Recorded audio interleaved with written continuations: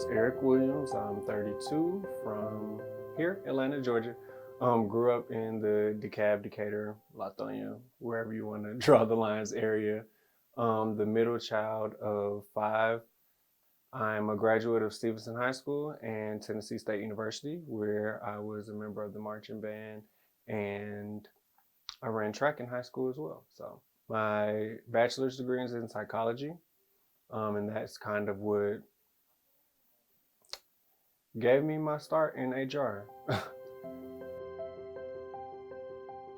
I was 26 going on 27, and my roommate at the time had recently just passed from cancer. So it was kind of like a light bulb that came in my head from that, with the change of how I was moving, interacting during the day.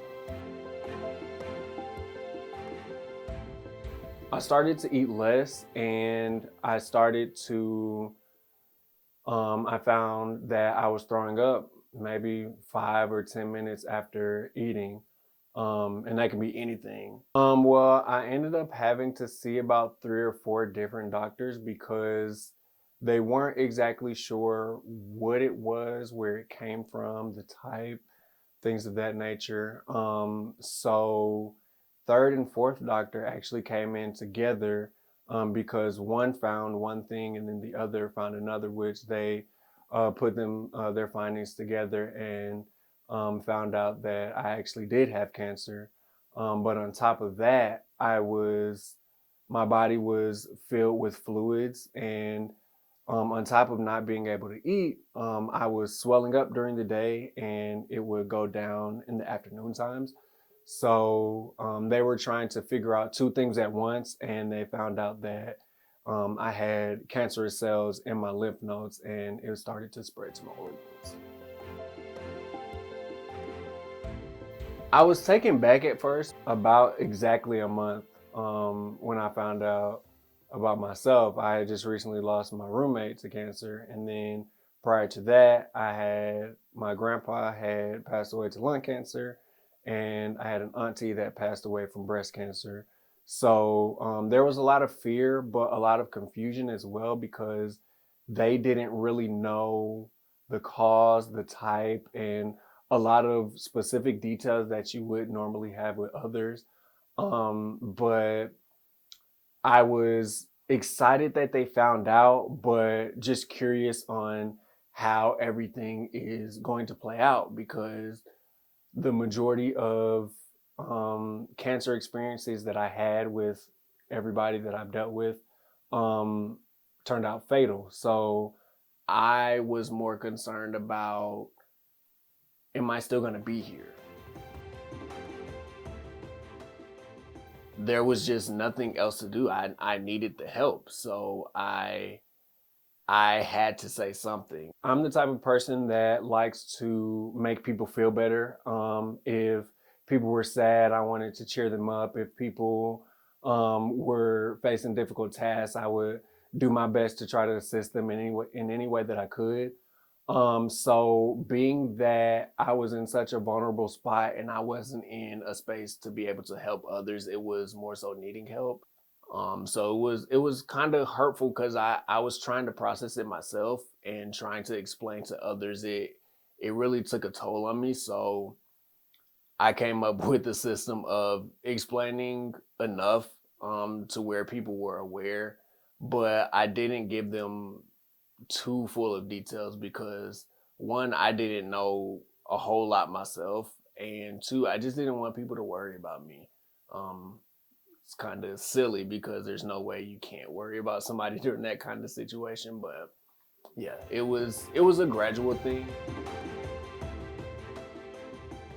Absolutely, because I wouldn't have been able to just go through the entire process of finding the doctors, finding the right places to go, getting the proper treatment, the benefit side, how we're gonna pay for everything, as well as go through the treatment myself. It was a lot mentally, and I'm just forever grateful that I had them, because I don't think I would have been here if I didn't have their support. I'm much better now. It was a whole journey. It started in I started treatment in 2017. Ended up moving back to Georgia after the first, I'd say, 3 months of treatment. It ended up coming back severely, and I had to get a higher dose of chemo. And because of the fluid that was built up, I had to have different surgeries. I had to have tubes put into my lungs, into my heart, to drain. They still don't know where the fluid came from, but because I started the higher dose of chemo, it helped attack whatever that was. Needless to say, it changed my life for the better, because during that time I was bedridden for about a month and a half. So I went from not moving at all to having to use a walker, and through physical therapy, I went through a wheelchair, a walker, a cane, to learning back how to walk again. Um, I lost all my hair, eyebrows, mustache, beard, my hair on top of my head. And as you can see, it grew back thicker than ever. And it just made me really look at what's important in my life, because I had a lot of time to think, and it made me go after and pursue a lot of things that I would put on the back burner on. Oh, I'll just wait till tomorrow, or it'll come. I'll do it next time. Now's not the right time to do it. So it really gave me a little extra push and drive to go for everything that I really wanted to. And um, it made me a lot more kind-hearted and more empathetic to any and everybody and what they're going through, because you never really know.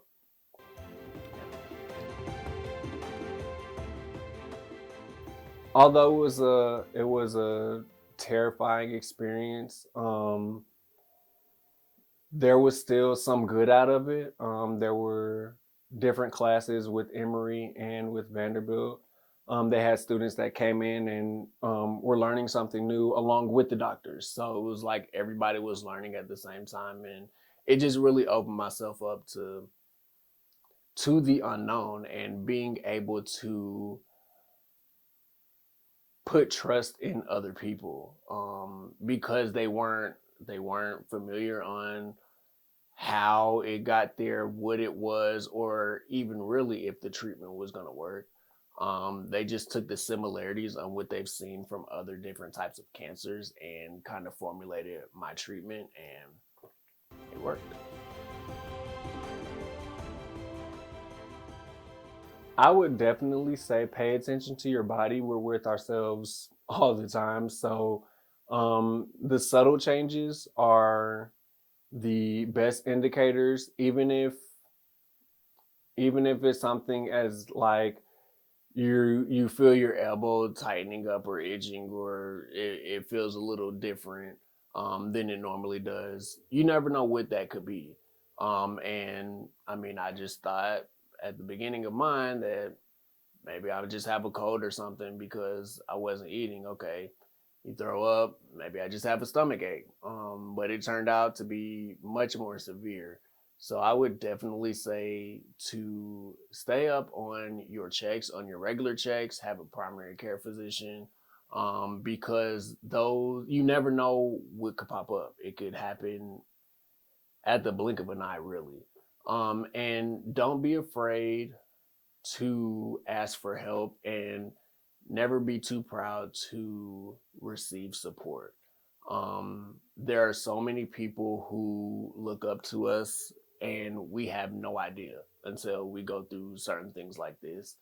There were so many people who were inspired by my story, and I didn't even know. And the whole time I was trying to keep it from people so they wouldn't worry about me, but they saw strength.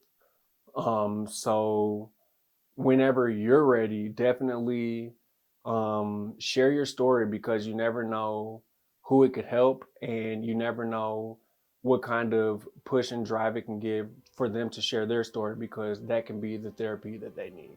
Just keep up on your health. We all like to snack, every a snack is good every now and again, but Having a healthy diet will definitely help before and after. So just pay attention to yourself and treat yourself good, treat others good, and just do the best as you can. Never stop for anything, because something like this could end it all. Not wishing that on anybody, but you never know. Go for your dreams, go for anything that you want to, because tomorrow is never promised.